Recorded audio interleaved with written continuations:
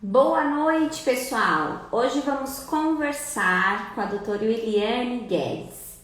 E nós vamos conversar hoje sobre o benefício por incapacidade temporária. Pessoal, nós estamos dando continuidade, então, às lives da mentoria. Oi, Eliane, tudo bom? Ó, a nossa convidada já entrou. Oi, Cláudia, tudo bom? Nós estamos então dando continuidade às nossas lives, a nossa semana, né, de maratona de lives com as minhas alunas lindas da mentoria. Oi, Luísa, tudo bom? Oi, Josi. Oi, o Catânia é meu marido, tá, povo? E o que nós vamos verificar hoje? Nós vamos começar pelo antigo, né, auxílio-doença, que seria a incapacidade temporária atual com a reforma da Previdência. E vamos conversar um pouquinho sobre o benefício por incapacidade, vamos conversar um pouquinho também sobre alguns requisitos, essa situação agora, né, como é que vai ficar da capacidade que dá para voltar, que a gente não sabe, né? Como é que vai ficar essa situação agora do lockdown novamente. Oi, lindinha, tudo bom? Como é que tá? Olá, gente, Boa boa noite. noite. Seja muito Boa noite. Tá escutando bem-vinda. bem, Michele? Eu tô escutando direitinho. Pessoal, todo mundo tá escutando direitinho. Se alguém tiver com algum Que problema, já bom. coloca ali, tá? Pra gente já saber, mas a princípio eu tô escutando direitinho a Eliane, assim, né? Mas é bom Deixa eu colocar confirmar, aqui. porque já que teve algumas lives que a gente tá percebendo que tiveram bastante problema, né? Não custa perguntar. Aqui em Santa Catarina mesmo, ontem eu tava acompanhando a live de alguns colegas que tiveram bastante problema com relação ao áudio, ao vídeo, travou, deu um monte de problema. Mas eu acho que hoje tá Boa tranquilo, hoje noite. tá tudo certo, tá tudo dominado. Então tá, Olha, vou minha passar colega a palavra para Malba essa entrou linda aqui. Juliane. Ela tanto pode cumprimentar, né, que deve estar ingressando já alguns conhecidos dela, como também para ela já se apresentar, dizer de onde ela é, né, que nós brincamos ontem também com a Josi, eu estava comentando que estava de norte a sul, né, nós iniciamos, então fomos lá a Rio Grande do Sul, eu sou de Santa Catarina, a Josi de Paraná, a doutora Eleusa de São Paulo, e a gente está subindo. E a gente está subindo, tá? Então, vou passar a Boa palavra noite, para a Liliane, professora. mas eu quero muitos coraçõezinhos, muitos aviõezinhos, e pode já colocar as perguntinhas ali com relação ao auxílio doença, que é a incapacidade temporária, né, atual, que nós vamos verificando aqui e trocando uma ideia sobre o tema, pessoal. Pode ficar à vontade, Liliane. Pessoal, boa noite. Espero que estejam tudo bem com vocês. Quero agradecer, né, o convite da doutora, professora Michele, querida. Obrigada, professora, pelo convite. Para quem não me conhece, pessoal, meu nome é Williane Guedes, né? Sou advogada atuante aqui em Pernambuco. Estou vendo aqui alguns conhecidos entrando. Rafa, tudo bom, Rafa? Beijo para vocês. A Malba também está aqui, minha colega. E vamos conversar hoje, pessoal, sobre o benefício por incapacidade temporária, né? O auxílio-doença, que sofreu, então, essa alteração na nomenclatura, né? Com a emenda constitucional, ele sofreu, então, essa alteração e foi uma alteração feliz, né, professora? Como a gente fala, havia essa confusão, né? E muitos segurados achavam que o fato de simplesmente estar doente e às vezes possuir simplesmente uma doença já dava então a garantia da concessão do benefício, né? O que a gente sabe que não é bem assim. A gente vai ver que doença, ela não é sinônimo de incapacidade, né? E que por isso foi feliz essa alteração na nomenclatura, porque agora deixou claro, auxílio por incapacidade temporária, então não mais auxílio doença, tá bom? Vou Ah, boa aproveitar, noite. pessoal, para quem está iniciando, tem mais alguém? Pode ficar por vontade para cumprimentar. Pode falar, professora. A minha mãe também está aqui Ah, acompanhando. seja Beijo, bem-vinda. mãe. A senhora está melhorzinha? Que a senhora não estava muito bem, Beijo, né? Está mãe. boazinha Ou agora? ela Conta para nós se a senhora está me deu um boazinha. baita susto. Me deu um baita susto, mas agora ela já está melhor. Josi, beijo, Josi.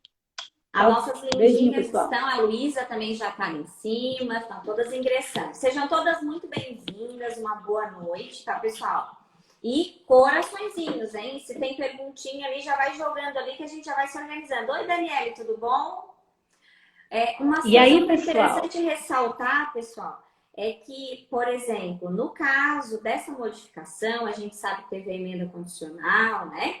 Que nós já temos essa modificação na nomenclatura, já estamos utilizando, mas na verdade só está totalmente modificado ainda o decreto 3.048, tá? A lei 8.213, ela ainda não está com essa nomenclatura nova, tá? Então, às vezes, para quem está iniciando, né, abre lá 8.213, que é a principal lei de referência, né, ainda vai perceber que ainda nós temos a falta, então, dessa nomenclatura atualizada.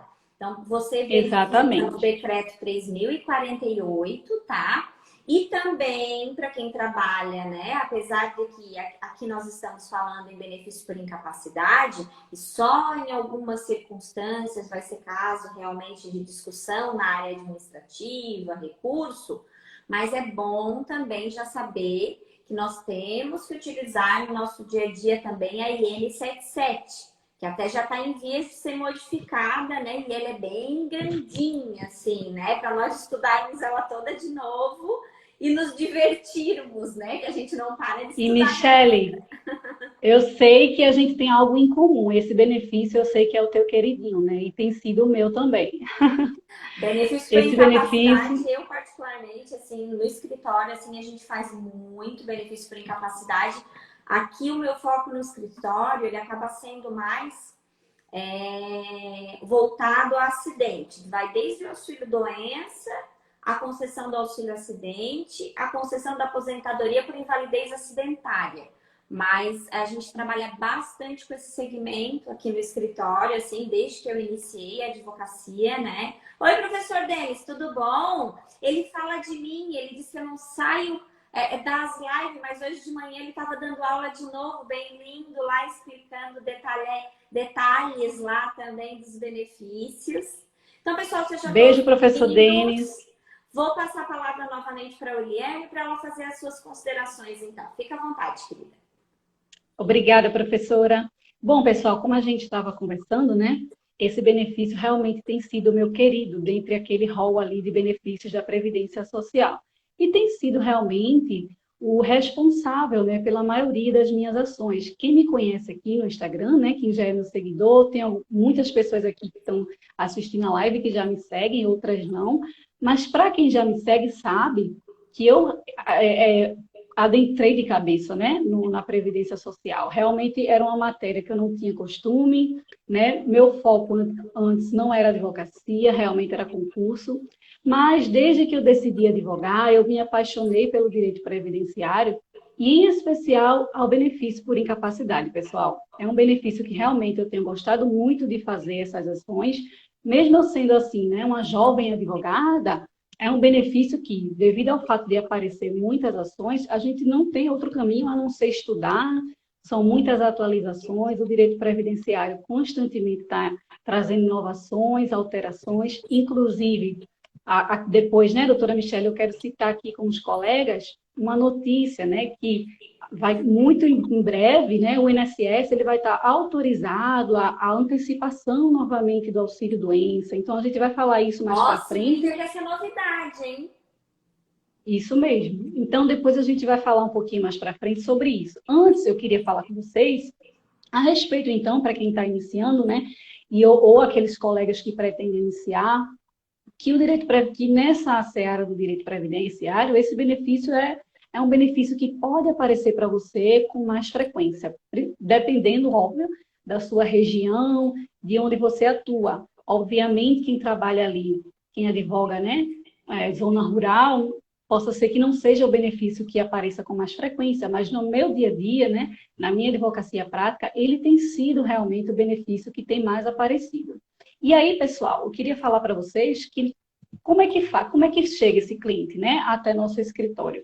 Na maioria das vezes, esse cliente já chega com aquela carta de indeferimento do INSS, né? Muitas das vezes o cliente ele entra, né?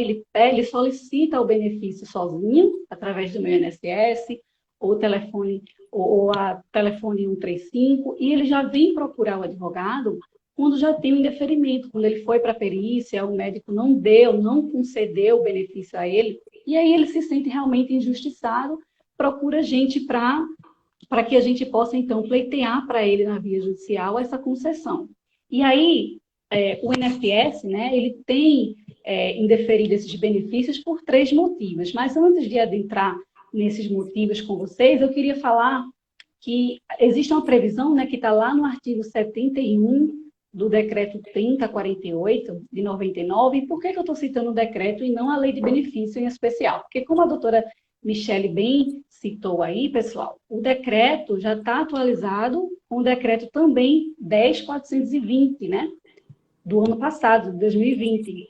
10.410, perdão, de 2020 do ano passado. Então, lá vai dizer para a gente que o auxílio por incapacidade temporária, ou seja, já está com essa redação, né, nova, ele será concedido àqueles segurados que, uma vez cumprida a carência, né, ou seja, a carência de 12 contribuições, se encontrar incapacitado para sua atividade habitual ou para sua atividade profissional. E essa incapacidade será analisada mediante a perícia médica. Então, nesse momento, o que é que a gente se extrai desse artigo, né? A gente observa que tem 3 requisitos para a concessão desse benefício, tá? E aí, dentro desses requisitos, é que vai realmente o INSS alegar justamente o contrário, a ausência deles para não conceder. E aí a gente vai verificar que tem o requisito da carência, né? Como a gente falou, em regra, a carência é de 12 contribuições previdenciárias. A gente vai ver que tem que ter a qualidade de segurado, né? O segurado ele tem que estar realmente resguardado pela Previdência, porque a gente sabe que a Previdência é um seguro, né? E que só tem a garantia da cobertura aqueles que estão contribuindo. E a gente vai ter, né, por fim, o requisito da incapacidade. Só que aí, pessoal, dentro desses 3 requisitos, o INSS, quando ele não concede o benefício, ele não concede justamente por quê? Porque ele vai dizer que faltou qualidade de segurado, ou que o indivíduo ele não cumpriu o requisito da carência, não é isso? Ou então que, após a perícia médica, o médico do INSS, então, constatou que não há a incapacidade, né? Então, é nesses 3 requisitos que a gente tem que realmente contrapor, né, nas nossas ações. E aí, o que é que acontece? Dentro desses 3 requisitos, a maior celeuma, uma das maiores celeumas, né, uma das maiores dúvidas, ele vai nortear ali na qualidade de segurado, pessoal, principalmente para a gente que está iniciando, né, na prática previdenciária, a gente que quer realmente seguir com a Previdência Social, é um instituto que a gente realmente tem que entender, não tem outro caminho. A gente precisa sentar, estudar e parar para compreender melhor essa qualidade de segurado, né? E lá no artigo 15 da Lei de Benefícios, né, a Lei 8.213 de 91, ela vai trazer para a gente quais são quando é que esse indivíduo ele garante ali a qualidade de segurado, e mesmo quando não há o quê? O recolhimento das contribuições. Porque a gente sabe que mesmo por um período que o indivíduo ele não esteja recolhendo para a Previdência Social, ainda assim ele vai ter um período ali que mesmo que ele não esteja pagando, né, para o regime, ele vai estar garantindo ainda, ele vai estar então coberto pela Previdência, né? A este período é que a gente chama de quê? Período de graça. E aí, pessoal, não tem outro caminho, né, professora Michele? A gente tem que sentar realmente, estudar bem o que seria, então, qualidade de segurado, né? As hipóteses que estão previstas lá no artigo 15, que são as situações em que, mesmo quando não houver o recolhimento, o segurado ele vai permanecer, então, resguardado. A título de exemplo, porque depois vocês, então, precisam fazer a leitura, né, com mais calma, como eu disse. A título de exemplo, é o segurado que está desempregado. Então, essa pode ocorrer, né, que chegue para você uma pessoa com uma dúvida, um cliente com uma dúvida, e diga, doutora, eu tenho direito ao benefício por incapacidade temporária, eu me encontro desempregado. E aí? Né? E a gente precisa saber responder a esses questionamentos. E para saber, né, para responder, a gente precisa realmente ir lá nas hipóteses do artigo 15, onde vai trazer para a gente as situações em que, mesmo o segurado, quando está desempregado, ele vai estar ali por um período, em média, em regra, né, 12 meses ainda resguardado, pessoal. É o período de graça. Deixa eu Né? É fazer um aquele adendo período. aqui, Williane. Primeiro, deixa eu cumprimentar várias Pode ficar à queridas vontade, que professora. entraram, né? A doutora Eleusa está dando oi aqui, a Rita de Cássia, a Joyce, a Bruna, a Aline, a Evelyn. Beijo, Enfim, várias meninas. colegas, assim, né, que estão ingressando. Perdão, vou cometer até injustiça, né, para não cumprimentar todas as pessoas, mas sejam muito bem-vindos, boa noite. Eu vou pedir coraçõezinhos e vou fazer uma complementação naquela situação. Pessoal, realmente, a doutora Eliane está certa, o artigo 15, ele é uma pérola em que nós devemos cuidar dela com bastante amor e carinho. Porque, assim, nós saímos, né, de uma contribuição, período de graça, né, de apenas, por exemplo, 12 meses, quando cessa inicialmente essa qualidade de segurado, e nós podemos estender, claro que tem inúmeras situações ali para serem observadas, né? Mas nós podemos estender até 36 meses essa qualidade. Então, se você contribuiu, né, para o INSS, por pelo menos, né, essas 12 contribuições, vai ter direito, então, não sendo o caso, obviamente, de acidente de trabalho, né? Porque se for a situação de acidente de trabalho, ainda existe a exceção de que essa condição também de carência, ela não é necessária. Você pode, porque várias pessoas às vezes mandam perguntar, tô no primeiro dia de trabalho, e eu já peguei, tá? Eu já peguei um processo assim. A pessoa estava no segundo dia de trabalho e sofreu um acidente com amputação. Nem a carteira tinha sido assinado direito. E tem direito daí? Tem direito porque nesse caso é acidente de trabalho, né? E o empregador é responsável, então, por essa situação. Oi, doutora Ana Júlia, tudo bom, querida? Laila, Fernanda, o Igor, todas umas queridas, né, Josiane, sejam todas muito bem-vindas, As tá? meninas da mentoria, tudo aqui. Obrigada, meninas, pela Todas umas presença. lindas, Juliana. Então, aí o que que acontece? Com essa primeira prorrogação, né, com a exceção de sendo acidente de trabalho, são 12 meses. Se você contribuiu por até 120, né, contribuições, aí nesse caso você pode ter até 24 meses, né, de período inicial de graça. Só que o que que acontece também, pessoal? Além disso, tem essa outra situação que a doutora Eliane mencionou, o desemprego, por exemplo, né? Que eu posso comprovar essa situação do desemprego e mesmo assim eu alargar daí nesse caso mais 12 meses, que pode chegar até 36 meses. A gente sabe que na contabilização ali formal, né, do período de graça, pode ir até um pouquinho mais que isso, né? Mas aí a gente teria que entrar nos cálculos agora, que não é o foco aqui da nossa live.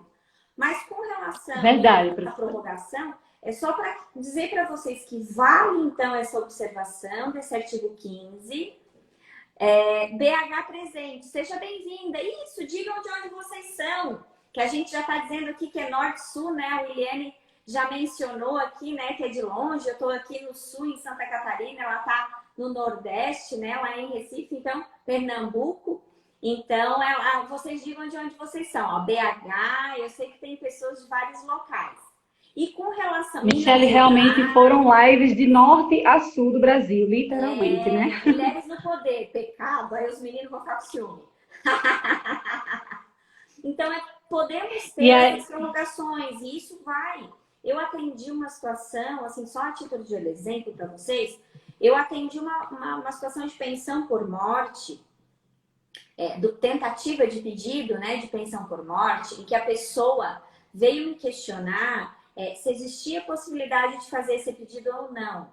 Só que essa pessoa já estava há mais tempo, assim, sem contribuir, mesmo alargando ao máximo, assim, essa qualidade de segurado, eu ainda não consegui chegar no período, porque foi uma situação um pouco mais grave, de um suicídio, né? Eu dei retorno ontem ainda para essa cliente, porque eu estava tendo dificuldade em pegar a senha ali do INSS, para conferir, né, todos os períodos, mas ela me falou que tinha um período, então, que ele estava, assim, trabalhando com uma empresa. Aí, o que eu mencionei para ela? Para dar uma olhadinha. Oi, professora Juliana, seja bem-vinda também à nossa live. Que poderia dar uma olhadinha, Que então. honra, hein? Nós estamos chique, a professora Ana Júlia, a professora Juliana, as nossas lindas da mentoria e todas as outras pessoas aqui que estão nos prestigiando, né? Então, nesse lapso temporal, se conseguirmos, então, realmente comprovar que ele tinha um vínculo com essa empresa, que no meu caso aqui era o transporte de carvão, né? A gente vai conseguir fazer esse recolhimento ou mesmo comprovar que a empresa deveria ter feito esse recolhimento, daí a esposa ficou de verificar a formalização desse contrato propriamente dito, mas eu disse para ela que a única forma, né, de nós resgatarmos, então, essa situação da qualidade de segurado no caso dela. Mas mesmo assim não iria fechar até a data efetiva desse suicídio, né, que ela me trouxe. Mas eu já disse para ela que pelo lapso temporal que ela me trouxe, eu tenho condição de projetar isso, né, pelo período de contribuição da pessoa e tudo mais. Eu tenho condição de projetar isso lá conforme o artigo 15 que a gente estava conversando, que são os períodos de carência. Então, nesse caso, pessoal, olhem com bastante amor e carinho, porque vocês podem salvar o processo do cliente de vocês observando essa situação da carência e da manutenção por consequência dessa qualidade segurada. Oi, doutora Patrícia, minha colega da Comissão de Direito Previdenciário aqui de Santa Catarina, uma querida.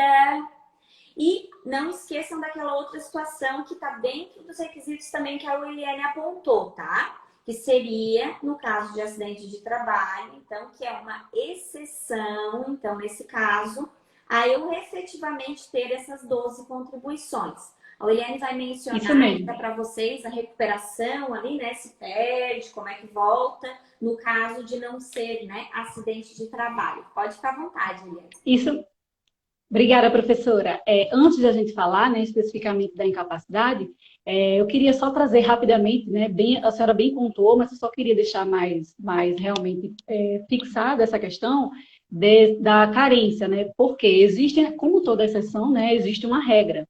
E aí a gente sabe que, em regra, para o beneficiário ter direito ao benefício, ele tem que ter 12 contribuições, né, para a Previdência. E aí ele vai, então, estar acobertado, né, se verificar a qualidade de segurado e essas 12 contribuições. Só que aí, pessoal, existe uma exceção para essa regra, né, que vai estar lá na hipótese do artigo 25, né, que vai trazer para a gente que no caso de auxílio de acidente de trabalho, de acidente de qualquer natureza, ou no caso de doenças graves, né, incuráveis, e aquelas doenças que estão no rol lá da portaria interministerial número 2.998, lá de 2001. Que doenças são essas? Vou só exemplificar. O decreto 3048, que acaba enumerando essas mesmas doenças, né? Às vezes com um pouco mais fácil de visualização. Isso, aí a gente precisa, então, também imprimir essas doenças, por quê? E deixar assim no cantinho para a gente sempre consultar, porque pode aparecer um segurado, né, que indique um laudo indicando essa doença. E aí, se você verificar que é aquela doença que está lá nesse rol, então você já vai dispensar aí este requisito da carência, como, por exemplo, né, a título de exemplo, depois vocês dão uma linha para verificar quais são todas as doenças, mas a título de exemplo, a gente vai ter o HIV, né, a neoplasia maligna, a hanseníase, né, pessoal, a tuberculose. Então, assim, são várias doenças realmente consideradas graves, incuráveis, que vocês depois, então, dão uma lidinha, né, para ter em mente e estar guardado ali, então, este rol. E aí, pessoal, passada, então, essa questão da carência, a gente vai entrar, então, no requisito da incapacidade, né, em si, que é realmente o foco da nossa live e a gente precisa, né, saber diferenciar bem o conceito da incapacidade. Por quê? Doença, ela não é sinônimo de incapacidade. E aí vai gerar realmente muita confusão, né? Tanto na mente daqueles que estão iniciando agora, como dos próprios segurados. Não é o fato de a pessoa estar doente que ela vai ter direito ao benefício. Ela precisa que essa doença ela gere a incapacidade para o trabalho, né? Então, o conceito da incapacidade a gente pode encontrar lá no Manual de Perícia Técnica do INSS, o Manual de 2018, que vai dizer para a gente que a incapacidade é aquela aptidão ou não do indivíduo exercer sua atividade habitual ou profissional, né? E aí, o que vai realmente conceder o benefício não é a doença em si, mas é a incapacidade. E aí, pessoal, o que é que acontece? A gente também precisa diferenciar outro ponto, que é a diferença entre a doença e o que seria deficiência, a incapacidade, perdão, o que seria então a incapacidade e a deficiência. Isso também gera algumas dúvidas, né? Então, a incapacidade a gente já viu, é aquela aptidão ou não que o segurado vai ter para exercer sua atividade, né? Já a deficiência é quando há um impedimento de longo prazo, né, que interação com uma ou mais barreiras faz com que a pessoa não consiga viver em situação de igualdade com os demais na sociedade. Né? É essa a definição de deficiência, para não haver aí essa confusão.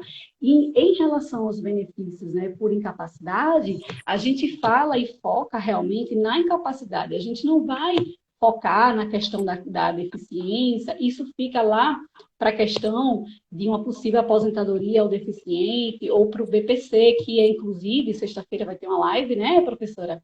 Do BPC, e aí lá, com certeza, a Michelle, que vai trazer o tema para a gente, vai deixar isso mais claro para vocês, tá bom?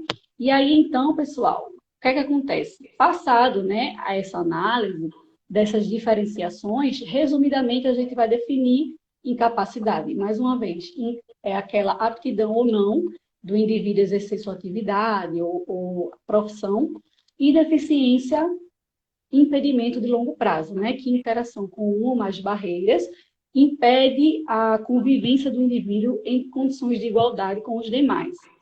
E aí, pessoal, passar essa análise, como é que o cliente chega para a gente, né? Como eu disse para vocês lá atrás, o cliente vai chegar, na maioria das vezes, com indeferimento, né? Ele passa pela perícia médica do INSS, muitas vezes ele está de posse de laudo, de atestados que comprovam que ele realmente estão incapaz, né? Mas o que vem, então, o perito do INSS vem e nega, dizendo que esse segurado está capaz, né? E o que é que a gente precisa, então, nesse momento, reunir nesse atendimento com o cliente, né? A gente vai pegar ali todos os documentos médicos dele, mas lembrando que a gente precisa focar naqueles documentos médicos que tenham relação com a incapacidade. Não adianta a gente pegar exames, né, ou laudos antigos em relação a outra doença que ele teve no passado e que não está gerando a incapacidade no presente. A gente precisa pegar laudos, receitas e exames que tenham relação com a incapacidade, que é aquilo que a gente vai arguir lá na petição inicial, né? E aí, pessoal, dentro, né, desse atendimento, depois que você tiver de posse desses documentos médicos, existe uma situação que é a chave peça para esses benefícios de incapacidade, que é o quê? Que é o que a gente chama de data de início da incapacidade, a DII ou a DI, como você queira chamar. Eu gosto de chamar da DI, né? Que é a data do início da incapacidade. Pessoal, a DI, ela vem ser aí a chave para esses processos de benefício por incapacidade. Por quê? Porque é através da DI, né, da fixação dessa data do início da incapacidade, que a gente vai fazer a relação no fato gerador, que é a incapacidade. Ele estava realmente resguardado pela Previdência Social, o laudo está dizendo que ele ficou doente, que a incapacidade se deu em tal período. Nesse período ele estava resguardado pela Previdência, então é essa fixação, né, da incapacidade, da data da incapacidade, que vai ser a chave para esses processos, né, de benefício por incapacidade em geral, tanto benefício por incapacidade temporária, como aposentadoria também, né, a antiga aposentadoria por invalidez, incapacidade permanente, como auxílio acidente. Então, é a chave para todo o processo, pessoal. E aí, eu trouxe aqui o seguinte para vocês. Já que eu disse para vocês que é muito importante a fixação dessa data de início da incapacidade, ocorre que, na maioria das vezes, essa data, né, não vem dizendo data, vem dizendo, na maioria das vezes, o ano especificamente. Paciente encontra-se incapacitado para o trabalho desde o ano tal, né? Muitas vezes o médico que está acompanhando aquele cliente já coloca isso no laudo dele. Mas e quando não vier no laudo, né? Ou então quando vem no laudo, mesmo assim, quando a gente vai para a via judicial, o paciente lá, o segurado lá vai passar por nova perícia judicial. E aí, o perito de lá tem que fixar a DI com base naquilo que a gente alegar, naquilo que a gente comprovar. Então, a gente tem que amarrar bem esses processos de benefício por incapacidade quando for redigir a petição inicial, indicando, se possível, printando e anexando na petição inicial laudos, os exames, né, os atestados médicos, onde vai trazer essa data de início da incapacidade, para que o perito judicial ali possa seguir, né, e ser realmente, para que ele possa, então, verificar que realmente o segurado encontra-se incapacitado desde aquela data que o laudo indica. Infelizmente, tem período que faz questão de fixar a DI em data em que o cliente não era segurado. Pois é, Regiane, infelizmente, né? Nesse caso aqui, é aquela situação das exceções que daí a gente tem que tomar cuidado. Por quê? Porque daí nós temos duas situações que podem, nesse caso, levar muita polêmica e podem, inclusive, fazer com que você perca o processo. Que é a doença pré-existente, que provavelmente é isso que aconteceu com a Regiane, né? Porque se considerar essa incapacidade quando não existia essa qualidade de segurado, é a situação da doença pré-existente. Mas nesse teu caso, Regiane, a saída para esse teu caso é a progressão da doença.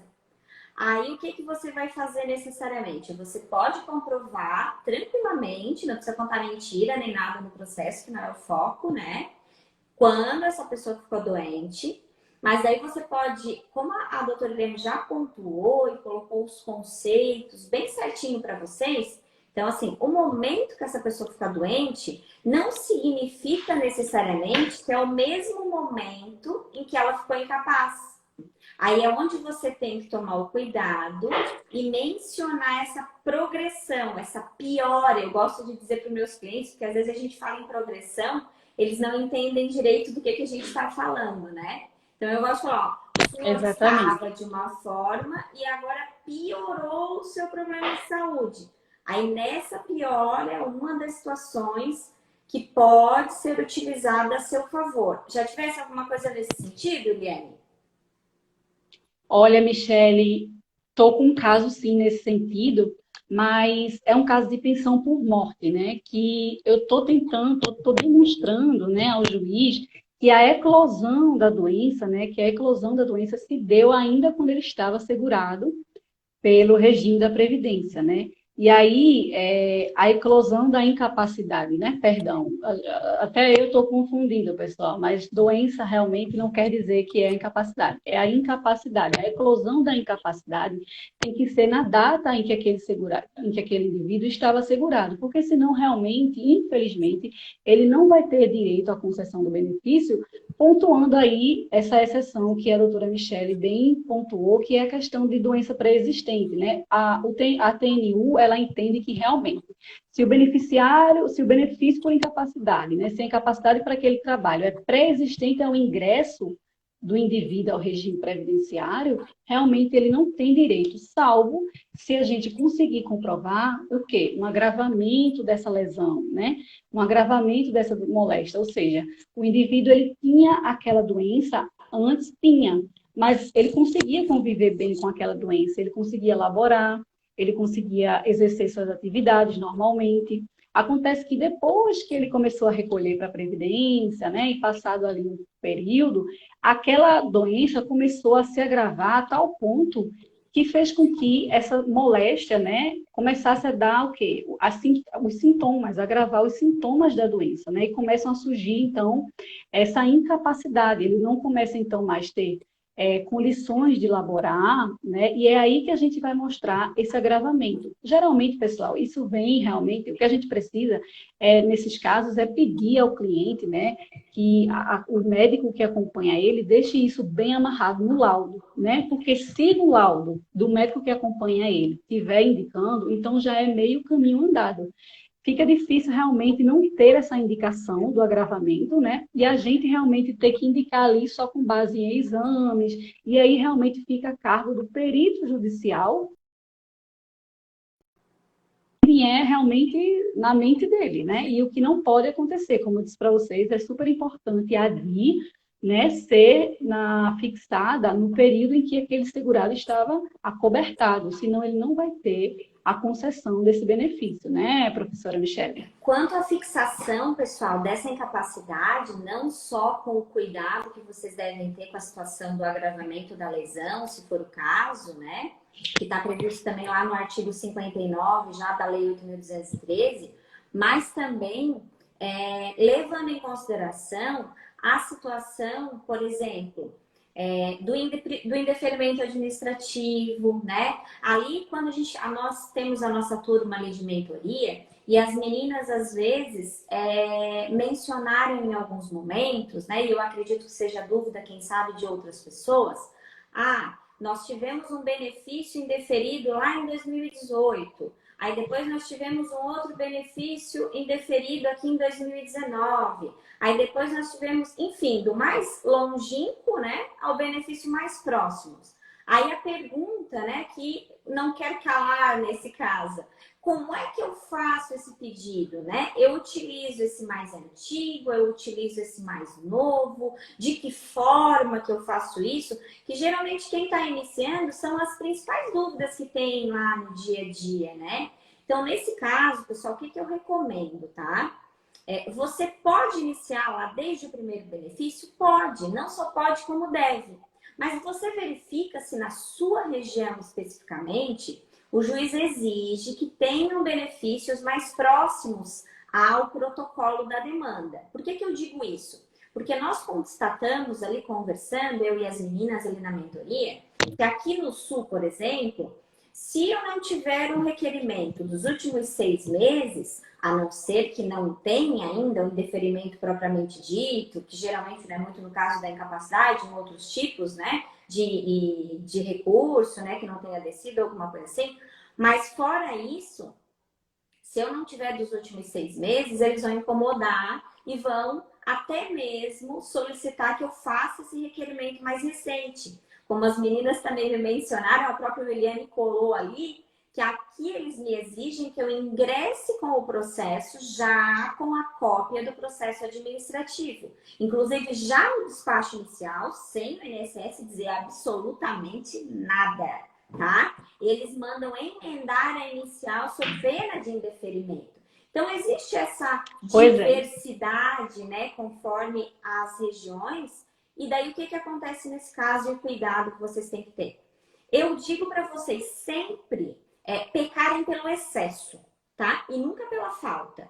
Então, mencionem lá de 2018, mencionem lá de 2018, que houve, né, esses N indeferimentos, até para dizer que essa pessoa já está fazendo o tratamento há muito mais tempo, que isso também vai auxiliar, por exemplo, se for uma situação que está ficando um pouco mais grave, que vai daqui a pouco poder gerar até mesmo, né, uma aposentadoria por invalidez, né, enfim, aí depende dos exames que estão colocados no processo, e você consegue fazer um histórico das doenças, porque você não tem que colocar também uma única doença no processo, para que você efetivamente comprove a incapacidade dessa pessoa, você ainda tem que ter o cuidado de sentar na frente do seu cliente com calma, explorar todas as doenças que esse seu cliente possui, porque às vezes ele vai dizer que tem dor nas costas só, ele vai dizer que tem dor no joelho, ele vai dizer que tem dor no braço. Já vou ler ali a tua pergunta, tá, Claudete? Não esqueci, não. E o que Claudete é daqui, professora. O que vai acontecer? A soma de todas elas é que pode gerar essa incapacidade. Então, esse é um dos cuidados que eu sempre recomendo também quando eu converso com o pessoal para ter. Porque se você talvez peça por um só, não seja possível. Mas você verifica todas as situações que estão acometendo e causando a incapacidade dessa pessoa e ainda soma isso, às vezes, a idade, a dificuldade da reinserção no mercado de trabalho. Então, você vai agregando elementos para firmar esse entendimento e fazer com que o juiz realmente decida 100% a seu favor. Então, são alguns cuidados que no dia a dia a gente deve ter. Pode ficar à vontade, Juliana. Tu queria mencionar a situação dela? Minha colega, Claudete. Tudo bom, Claudete? Ela está perguntando, pessoal, assim, síndrome do desfiladeiro torácico e síndrome com manguito rotador, pode aposentar por invalidez? Essa questão, Michele, é como eu estava explicando para vocês, né? Não é a doença em si. O que precisa é que realmente seja constatada uma incapacidade. Então, se o teu médico que está te acompanhando diz para você, né, e você relata que não está tendo incapacidade mais de exercer tuas funções, né, tua atividade profissional, e o médico realmente chega a essa conclusão, você vai passar por perícia, primeiramente no INSS, né? Como eu tinha bem explicado. Sendo constatada essa incapacidade lá, ele vai te deixar, dependendo do tipo de incapacidade, né, pessoal? Porque o que vai gerar aposentadoria por invalidez é aquela incapacidade permanente em que não há mais condições do segurado se reabilitar. Ou seja, não há mais realmente, é uma incapacidade de difícil recuperação. Por mais que ele passe por reabilitação, ele não vai ter aí essa condição de voltar a exercer aquela atividade, né? Então, nesse caso, Claudete, precisa realmente ser verificado qual é o tipo da incapacidade. Ela é permanente? Porque para ter uma aposentadoria, realmente precisa que essa incapacidade incapacite o segurado de uma forma o quê? Definitiva, né? Que não haja mais condições de reabilitação. Ou no caso da incapacidade temporária, mas que esteja de forma totalmente incapacitada, pelo menos por um período, né? Que necessite de tratamento, alguma coisa nessa natureza também. Mas daí tem que ter essa comprovação. Aí você junta também não só esses atestados que você está mencionando ali, mas bate bem em cima das CIDs e dá uma olhadinha na jurisprudência. Vou citar um exemplo para vocês, que é uma doença muito difícil de fazer prova e agora recentemente saiu decisão favorável, a fibromialgia. Eu passei anos sofrendo com essa doença, pessoal, porque a fibromialgia é uma doença que ela fica sazonalmente, assim, com esses sintomas, né, no cidadão. Então, às vezes, essa pessoa vai passar por uma perícia e daqui a pouco ela não está sentindo nada. E do nada ela não consegue nem andar, ela fica acamada. Então, hoje nós já temos um entendimento, depois de muito, né, a gente bater em cima desse tema, favorável com relação à fibromialgia. Mas não é só em relação a essa doença, nós temos vários outros problemas de saúde que também têm essa dificuldade de prova, onde a gente tem que se cercar, né, de outros elementos também para conseguir pleitear. A Regiane está dizendo aqui que tem que ficar de olho nas datas e nos laudos. Principalmente até no judicial, querida. Porque eles têm mania até de fixar na data da perícia. Não sei aí na região de vocês, mas aqui na minha eles fazem isso. Daí a primeira coisa que a gente tem que tomar o cuidado é de pedir, não é porque ganhou o processo, porque eles fixam na data da perícia, dão exatamente o que você pediu, só que daí o que você tem que olhar? Que você vai perder dinheiro. Aí você recorre judicialmente nesse caso, por quê? Porque às vezes dá um lapso temporal lá de 1, 2 anos, e você vai perder muito dinheiro. Então tem que tomar cuidado também com relação a isso. BH, ela está falando que os indeferimentos também tem que ser de no mínimo 1 ano. Ó, a Bruna...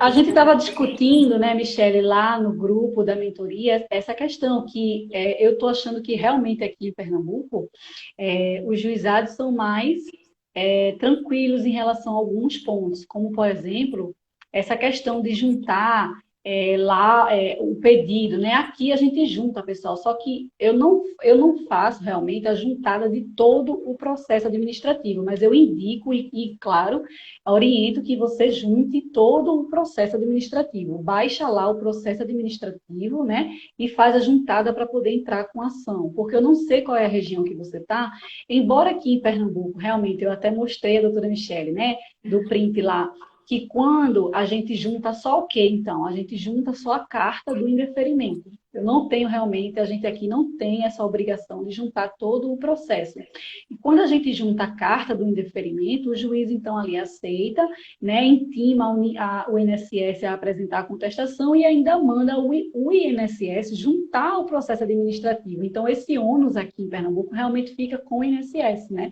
Então, eu tenho visto que realmente aqui o juizado tem sido mais tranquilo quanto Então, a mais esse bonzinho para entendimento. vocês, né, Eliane? É verdade. Mais bonzinho, eu brinquei com elas. Aproveitem, aproveitem. É Pessoal, a verdade. Regiane aqui que comentou, deixa eu dar uma dica, tá?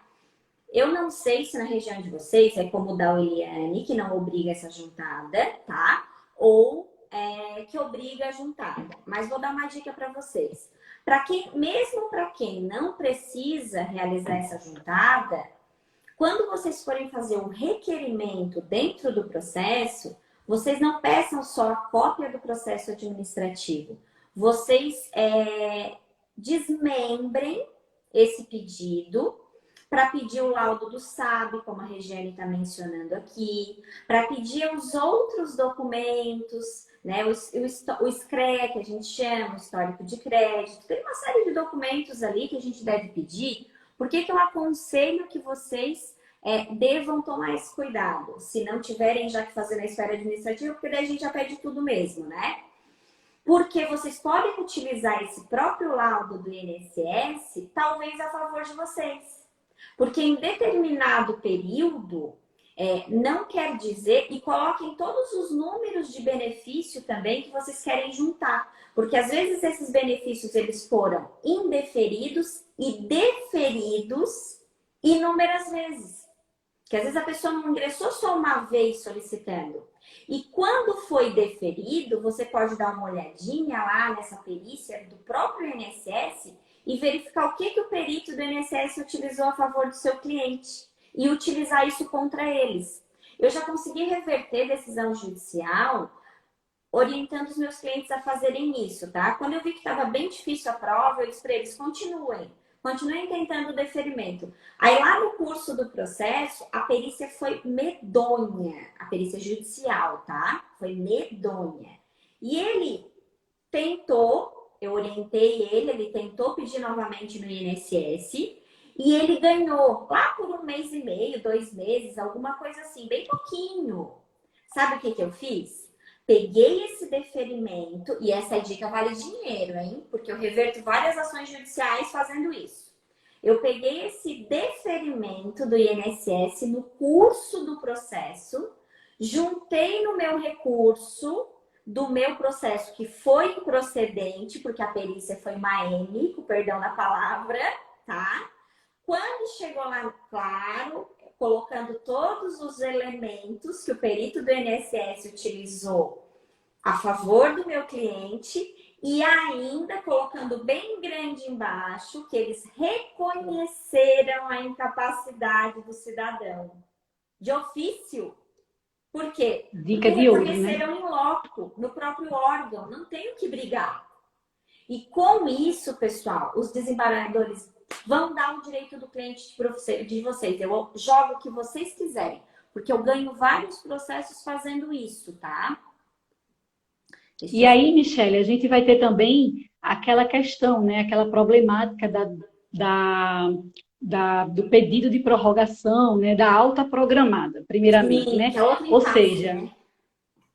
outro impasse, essa tal da alta programada, pessoal. Ou seja, o segurado passou pela perícia, né?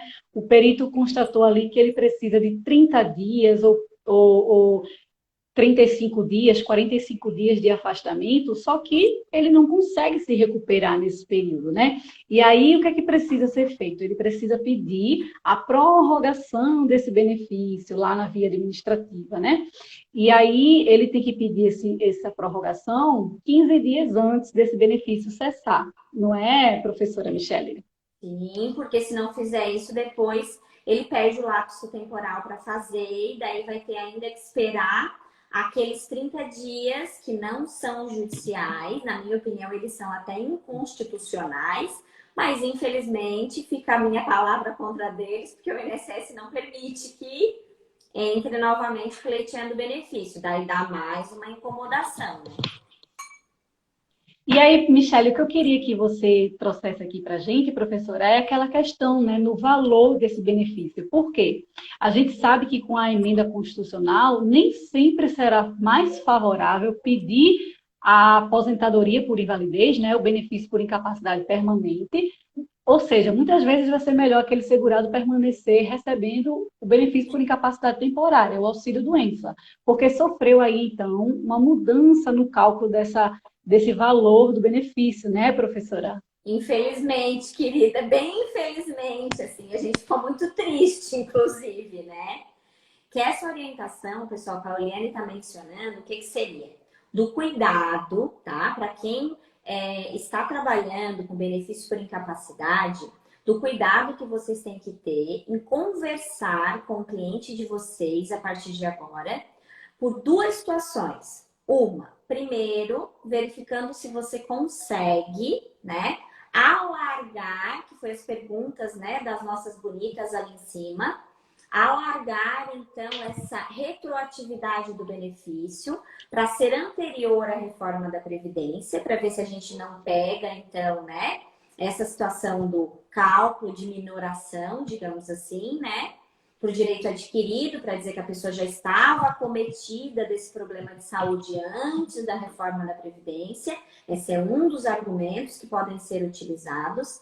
Mas se esse não for o caso, né, do cliente de vocês, porque a gente sabe que a cada dia nós vamos mais nos afastando, né, de novembro de 2019, nós já estamos em 2021, né?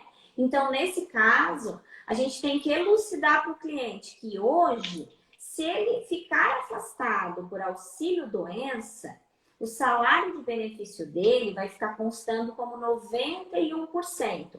Apesar de ter modificado, né, mesmo assim, por quê? Porque nós temos o cálculo, então, de julho de 94 até a data do efetivo requerimento desse benefício, vai ser feito o cálculo de 100% do salário de contribuição, né? O salário de benefício, eles vão fazer uma média. E quando chegarem nessa média do salário de benefício, o auxílio-doença vai ficar em 91%. Porque isso, fora a média, que não tem mais a desconsideração dos 20% menores, né, salários de contribuição, que já houve um certo prejuízo também, né? Mas em essência inicia em 91%. Aí qual é o nosso maior problema? É que na aposentadoria por invalidez, a atual aposentadoria por incapacidade permanente, esse mesmo índice que antes iniciava em 100%, se nós conseguíssemos, então, fazer esse lapso temporal, né? Posteriormente, aliás, anteriormente à reforma, nós teríamos, então, um início de 100%. Apesar de que, pessoal, todos os cálculos realizados, tá? Posteriormente à reforma da Previdência, por mais que nós, né, façamos essa retroação, essa média do salário de benefício, ela não vai ter mais a desconsideração desses 20% menores salários de contribuição, que já é, né, uma perda significativa. Mas antes iniciava, né, em 100% essa aposentadoria por invalidez atual e incapacidade permanente. E hoje Agora, ela já não inicia mais. Ela inicia em 60%, que a Uliane mencionou ali em pensão por morte. Eu também dei um exemplo, né, de outra situação que eu estava verificando ali, quem dá a pensão por morte, povo, só para vocês ficarem em depressão, tadinhos, que começou o quê? 60% da incapacidade, da média, e desses 60%, inicia de 50% dos 60%, mais 10% a cada dependente. Então, se por um acaso eu tiver, por exemplo, meu esposo falecer, tá? Coitado, matei ele, tá aí vendo a live, já matei ele. De vez em quando eu mato ele em algum lugar, coitadinho. Aí ele, né, veio a falecer. Ele não é aposentado ainda. Então é feita uma média de quanto seria a aposentadoria por invalidez dele, que é essa média de salário de 100%. Coloca-se 60% dessa média, tá? Sem desconsideração mais de nada também. E de 60% dessa média, eu, como dependente, e como eu sou casada há mais tempo, tá, pessoal? Eu vou ter direito à pensão, tá? Porque ainda tem os requisitos lá, que as tiazinhas lá do Oba-Oba, do caso com os vozinhos, já estão tendo dificuldade, tá? Depois a gente vai ter uma live lá conversando de pensão por morte. Semana que vem a gente vai se divertir conversando desses percentuais. Mas, né, vamos pelo básico. Ela inicia em 50%, que é a cota parte. Eu, por exemplo, vamos fazer de conta que eu não tivesse filho, 10% para mim. Então, inicia em 60% de 60%. 50% da pensão, mais 10% da cota parte. Tem duas diminuições atualmente na pensão por morte. Pessoal, é um absurdo. Eles querem, a gente já tem, né, acompanhado as conversas de legisladores, de professores, de juristas, né, de que a intenção realmente é extinguir esse benefício. E por que desse cuidado no benefício por incapacidade? Porque você pode conseguir um pagamento para o seu cliente menor do que ele está recebendo. Porque às vezes esse cliente está lá recebendo o auxílio-doença, que é a incapacidade temporária atual, né? E você converte esse auxílio-doença, né? Se não é ali anterior à reforma da Previdência, você converte ele em aposentadoria por invalidez, incapacidade permanente. Aí você acha que está fazendo vantagem. Esse benefício dessa pessoa, por mais que não vai mais ser cortado, nem vai ter que ser, né, reiteradamente solicitado, que é o único benefício atualmente, mas ele vai iniciar em 60%. Então, a pessoa vai sair de um recebimento de 91% para um recebimento de 60%. Então, se vocês tiverem casos dessa natureza no escritório de vocês, tomem cuidado. E um conselho que eu falo para vocês, pessoal, comecem a pegar isso por escrito, porque daqui a pouco algum cliente, por mais que você explique, porque a gente sempre explica, sempre toma esse cuidado, às vezes pode querer incomodar você como profissional, dizendo que você não orientou ele. Porque você chama ele e diz assim, olha, se eu converter, vai diminuir. Daí ele vai dizer assim, essa doutora é louca. Como que eu vou sair do auxílio doença e vou para a aposentadoria e vai diminuir? De que maneira, né? Então, se for um caso assim, que você vê, e eu recomendo na maioria das vezes, tá, pessoal? Eu recomendo sempre até. Principalmente até as pessoas acostumarem bem com a reforma da Previdência, que não foi o caso ainda, tá? Pega por escrito de que ela tem certeza de que ela quer fazer essa conversão. Porque depois você também tem a certeza de que você não vai se incomodar. Deixa o pessoal ao fim E esse cuidar, nos comentários. Esses cuidados, Michele, que você acabou de citar, eles são realmente para aqueles benefícios que não são de um salário mínimo. Porque se o segurado recebe, sempre elaborou a vida dele, recolhendo na média de um salário mínimo, pessoal, não há maiores preocupações quanto a isso, tá? Se ele recebe um salário mínimo, não pensa duas vezes e já pede e realmente fica ali em cima para pedir a aposentadoria, né? O benefício por incapacidade permanente. Porque se é de um salário mínimo, ele não vai sofrer, então, com essa perda, né? Com essa redução do valor da RMI dele, não é, Michele? Sim. Não, Neide, não é bem necessariamente isso. Na verdade, é uma cota de 50%. e depois 10% para cada dependente, inclusive para o cônjuge. Então, para o próprio cônjuge já é dado 10%, não só para os filhos, tá? Na verdade, já começa de 50 e depois vai de 10 em 10, tá, querida? E deixa eu ver aqui se tem mais alguma coisa aqui que a gente pode A Eleusa aqui com a gente. Beijo, Eleusa. que se fosse com... Cliente que se fosse converter ia diminuir mais de R$ 500. Pois veja, né? Sem condições, né, Eleusa? A Neide está perguntando se esses requerimentos aqui têm que ser feitos de forma separada. Não, querida. No caso de pensão por morte, não. Se a pessoa não é... Se ela já é aposentada, já fica 50%, né, daquela situação da aposentadoria dela. Mas se ela não é aposentada, o próprio, né, INSS já vai fazer essas médias todas de cálculo, tá? Não precisa Exato. pedir Muita gente com folhas. dúvida. Muita gente com dúvida aqui de pensão por morte, viu, Michele? Semana que Precisamos vem fazer vai uma ter live uma, de então pensão já por morte. fiquem. Ó, e é a Alexandra ainda, ela que tá falando aqui, ó, ela que vai conversar conosco de pensão por morte, bem faceira, porque os outros casos Que ele tem perfeito mais área então, administrativa. pessoal. Perfeito, então. Bom, Michele, para a gente então resumir, né, e concluir então esse entendimento, eu queria trazer algumas dicas práticas, né, para na hora que a gente for fazer ali, então, redigir a inicial desse cliente nessas ações de benefício por incapacidade temporária.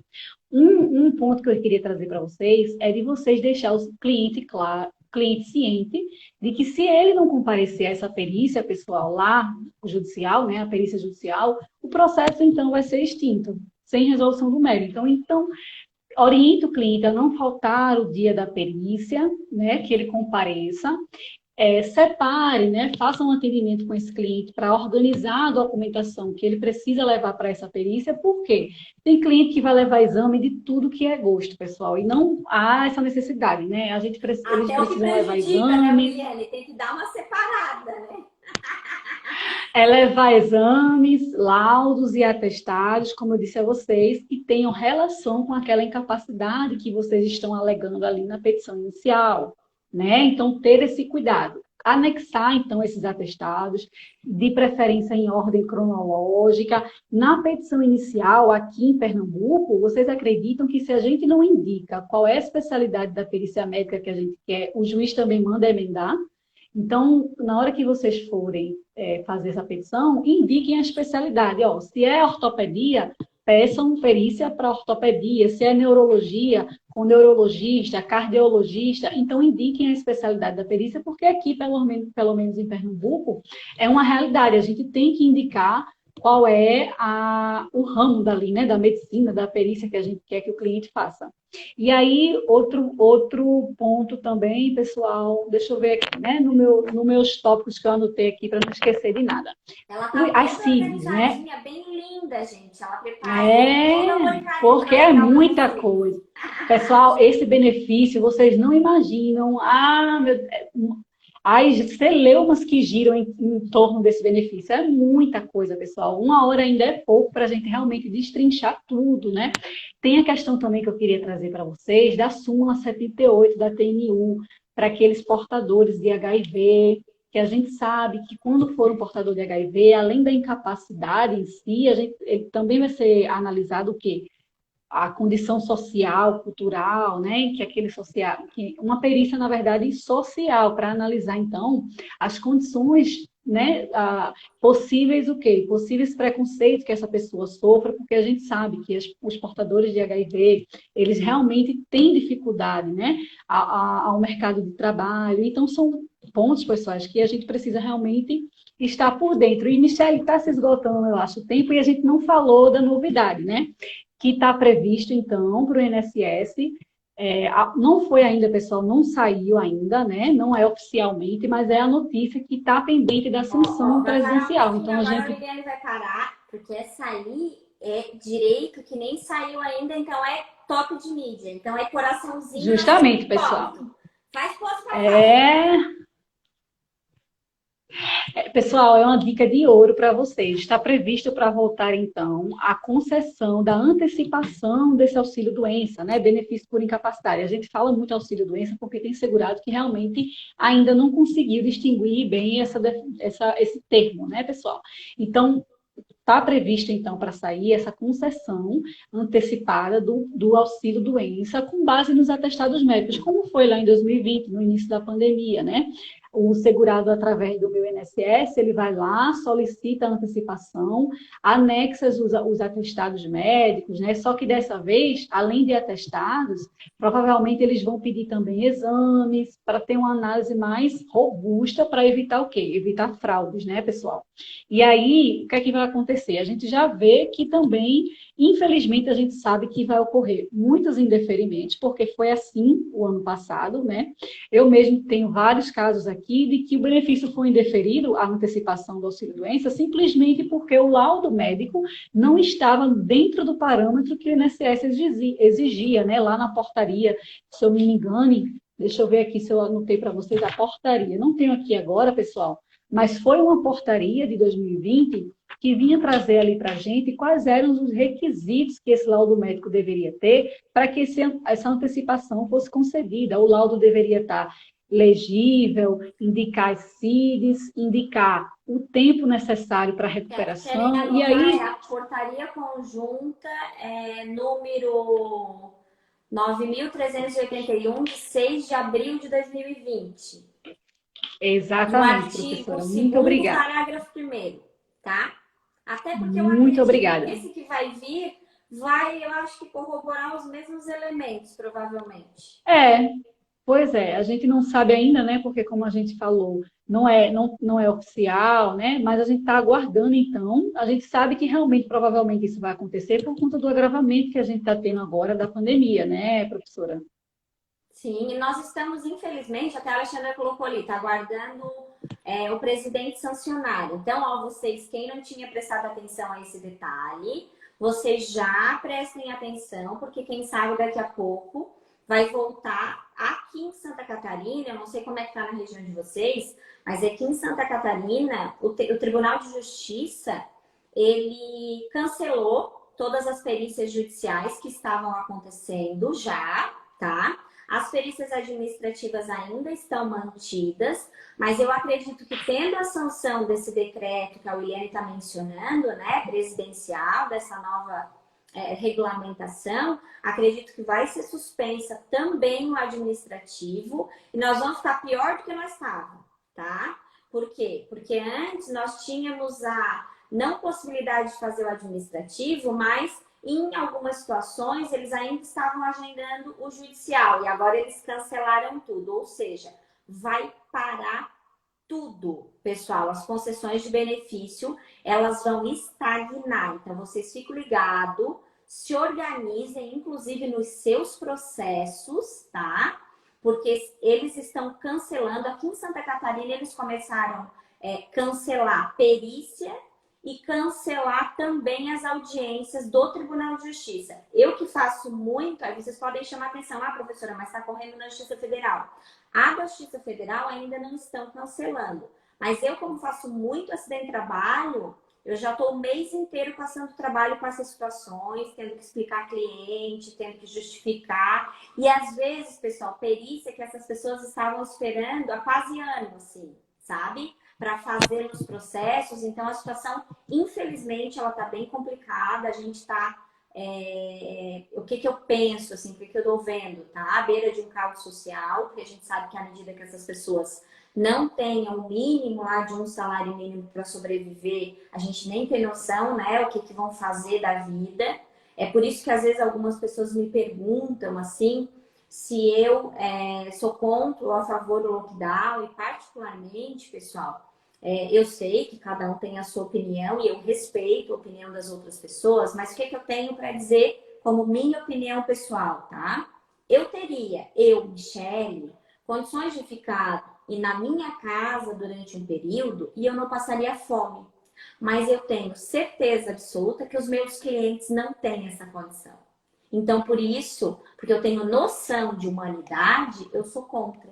Porque eu sei que tem pessoas que não conseguem ficar uma semana sem trabalhar e não passar fome, sabe? Então, é esse um dos principais motivos pelos quais, não é porque eu acho que não é perigoso, não é porque eu acho que nós não devemos nos cuidar. Muito pelo contrário, eu acho que nós devemos nos cuidar o máximo possível aqui no escritório. Eu só falto lavar os meninos de álcool aqui no escritório, coitadinhos. Mas, dentro do possível, a gente tem que continuar auxiliando as pessoas, porque principalmente eu penso que nós, enquanto profissionais da área do direito, representamos a democracia.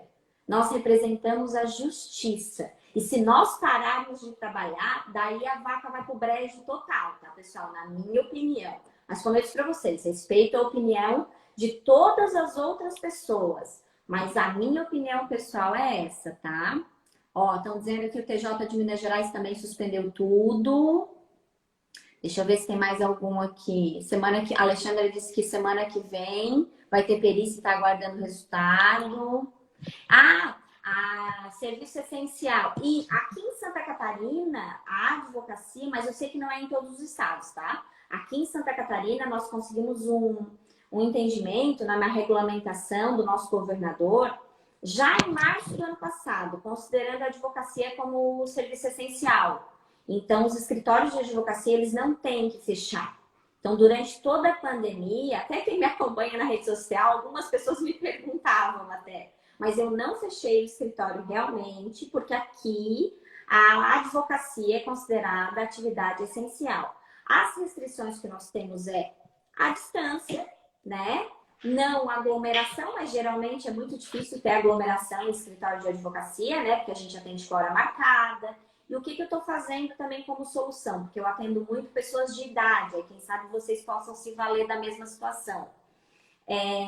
Atendimento telepresencial. Porque às vezes o filho, o netinho pode ajudar, né? Então, o WhatsApp web a gente usa e eu converso com eles, eles mandam as fotinhas lá pelo WhatsApp e a gente vai se auxiliando mutuamente à medida do possível, tá? Aqui é o que eu tô, no caso, conseguindo no dia a dia manter, mas eu tô sentindo, assim, como eu mencionei para vocês, aqui pelo menos, né? Daí, nos demais estados, eu sei que cada um tem a sua realidade própria, que está piorando. Infelizmente, até mesmo nessa situação, para as pessoas carentes, sabe? O cerco, assim, está cada vez mais fechando. Além dos reflexos sociais da economia, nós vamos ter muitas pessoas passando fome. E isso me deixa muito triste, pessoal. É por isso que nós temos que ser cada vez mais efetivos, hein? Verdade, Michele. A gente não vê a hora, então, de tudo isso passar, né? Professora, falta quanto tempo, assim, para a gente terminar a live? Na verdade, nós já esgotamos o prazo, nós já estamos fazendo festa aqui, tá? Pessoal, que pena, então. Coraçãozinho de novo, porque eu já tinha divulgado ali no story para vocês, ó. Tá? Sorteio de livros, 5 livros, tá, pessoal? Para quem bater print da live e compartilhar, marcar a mim e marcar a Williane, compartilhar lá no story. Então, segunda-feira, isso vale para toda semana, tá? Porque como nós temos lives diárias essa semana, segunda-feira eu vou fazer ao vivo. Vocês sabem que eu gosto de fazer os sorteios todos ao vivo para não ter problema. Ninguém pode dizer que eu fiz chilia no negócio, tá? Então, 5 livros, ó. Quais são os livros? Para quem me perguntou, ó. Eu vou sortear 3 livros meus, que foi o livro que eu fiz para minha tese de doutorado. E vou sortear 2 livros em que eu participei também com um artigo, que é da Comissão de Direito Previdenciário de Santa Catarina, mas todos 2 da área previdenciária, tá, pessoal? Então, 5 livros sorteados na segunda-feira. Faz pose de novo, Eliane. E agora eu vou incomodar um pouquinho a Eliane, vou perguntar para ela o que ela achou da experiência, o que ela achou de ter participado da mentoria, o que ela está achando dessa nova fase do direito, né? Virtual, porque tudo está mudando bastante. Michele, o que eu tenho para dizer a você é o seguinte: a gente, graças a Deus, né, tem um meio digital que é uma forma que a gente tem realmente de se manter conectado, principalmente agora, nesse período. Então, assim, a sua mentoria, né, para mim, com certeza para todo mundo que participou, foi incrível, Michele. Realmente eu não tenho nem como mensurar. Principalmente nós que somos jovens, né, advogados na área previdenciária, você sabe, né? Você me conhece, você sabe que a gente tem várias dúvidas. O que seria de nós se não tivesse essa mentoria, né?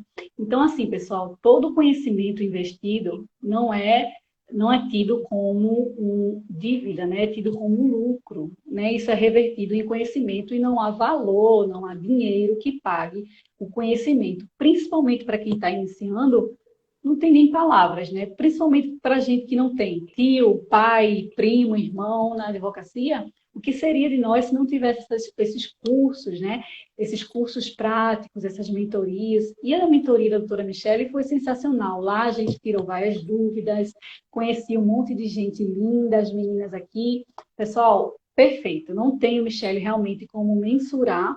Só te agradecer por tudo, pela oportunidade, né, que me foi dada, mesmo eu sendo uma tão jovem advogada, né, baby prev, como a gente chama, você confiou a mim, então, esse dia, né, para a gente falar e conversar um pouco sobre benefício por incapacidade. Espero que vocês tenham, então, gostado, que eu consiga ter transmitido aquilo que com o meu pouco tempo de experiência prática, né, trouxe para vocês, pessoal. E aí a gente pode, de repente, marcar outra live, falar de outros pontos, que eu sei que tem muita coisa, né, ainda para falar do benefício por incapacidade, algumas celeumas, algumas súmulas, mas que isso pode também, depois, de uma certa forma, ser compartilhado lá no Telegram da doutora Michele, no link da bio dela também. Eu acho que eu vou deixar uns materiais lá que faltou eu falar aqui, algumas súmulas, e aí, quem quiser entrar lá no Telegram, já aproveita, pessoal, depois da live, clica no link da bio da doutora Michele e entra no Telegram dela.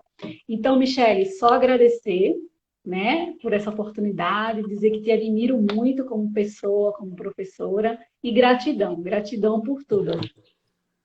Eu agradeço também, pessoal. As minhas alunas são umas lindas, umas queridas. Nem todas, assim, quiseram se aventurar essa semana comigo, mas elas nem sabem, mas depois eu vou angariar as demais também, só para deixar elas em pânico.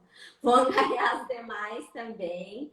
Mas são umas lindas, todas elas, né? Deram um show de explicação desde a segunda-feira, assim, muito conhecimento agregado. Eu tô deixando salvo ali no feed. Quem às vezes perdeu algum assunto, vai ali dar uma conferidinha que vale muito a pena. Muita dica de ouro, principalmente para quem está iniciando, dica prática, para o dia a dia mesmo da advocacia, para as dúvidas, né, que vão surgindo, tá? E eu dou esse enfoque um pouco mais prático, porque eu acho que com exemplos a gente acaba assim associando mais as informações, as ideias, e estão todos convidados. A doutora Michele até já está mencionando ali a minha xará, que amanhã é 2 Micheles, tá? Vou dizer para vocês.